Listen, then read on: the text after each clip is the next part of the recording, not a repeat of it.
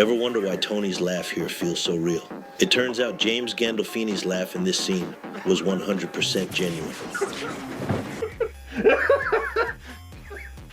Fuck this. Here's why. While rehearsing, Jim told Steve Sharipa, "You better make me laugh for real." Tony had to chuckle, even though he was annoyed being dragged away from Gloria. Steve hadn't read much with Jim before, but knew his sense of humor. So what did he do? He went out and bought a giant pink strap-on. When Steve walked into the scene in that blaze, orange, hunting gear, Jim saw it for the first time and completely lost it. And that's how we got this iconic, unscripted laugh. Absolute classic. Here's a wild fact about the Many Saints of Newark. In the original script, the reason for Dickie Moltisanti's murder was way darker. In the cut storyline, young Janice reveals to Dickie that Junior might have abused her as a child. Dickie nearly kills Junior in rage, but holds back, afraid of what Johnny Boa would do if he found out. Junior promises to get help, but later gets paranoid that Dickie might spill the secret. After a haunting dream of Dickie whispering to Johnny Boa, Junior decides to silence him for good. This version adds way more depth to Junior's motives, but it never made the final cut. The storyline might have been inspired by how David Chase's mother was abused by her father, as revealed in the recent Sopranos documentary. Thankfully, saner heads prevail, and this storyline was cut, leaving Uncle Junior's legacy kept intact, seeing how he's a fan favorite. The secret behind the Sopranos title. Ever wonder why it's called The Sopranos? It's not just because it sounds cool. Here's the wild truth.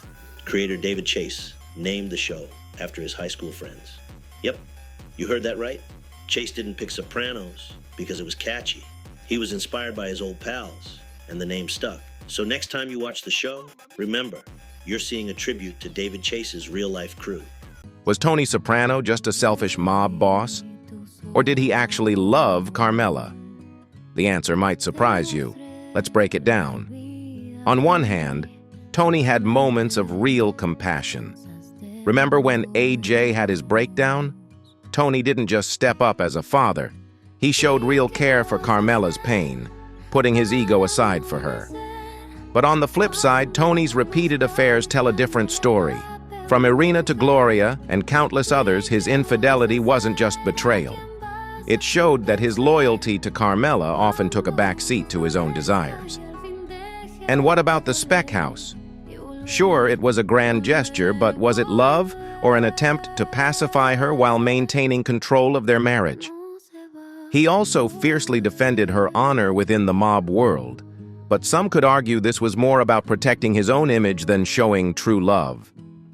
During their separation, when Carmela demanded real change, Tony's promises to go to therapy and be faithful didn't last. He wanted her back. But was it out of love, or because he needed her as the glue holding his family together? And let's not forget Carmela's own admission. She knew their marriage was built on Tony's financial power and the lifestyle he provided, even if it came with moral compromises. So was it love or control? Tony Soprano's feelings for Carmela were as complex as his character. A mix of affection, guilt, and convenience.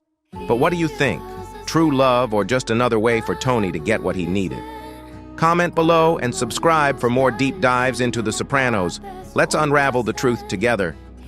Think you know The Sopranos? Wait till you hear these insane behind-the-scenes facts from the iconic Pine Barrens episode. First, Snow Surprise. The snow-covered woods? Totally unscripted. A blizzard hit right before filming.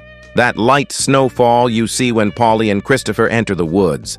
That's the tail end of the storm. The actors were supposed to endure freezing temperatures, but Mother Nature added the snow drama herself, too. The Russians' point of view? That eerie shot from the trees? Fans thought it was the Russians' perspective. But guess what? Steve Buscemi and David Chase revealed it wasn't planned that way. They didn't even realize until fans pointed it out after the episode aired. 3. Gandolfini's laugh. James Gandolfini's hysterical laugh at Bobby's hunting outfit? Totally real. Steve Schirripa came out wearing a dreadlocks wig and a massive, well, let's just say, prop hanging out of his underwear. Now that's commitment to comedy. 4. The entire episode was inspired by a dream. Director Timothy Van Patten dreamt of Paulie and Christopher lost in New Jersey's Pine Barrens. It came from childhood stories his dad told him about a creature living there. That dream turned into award-winning TV gold.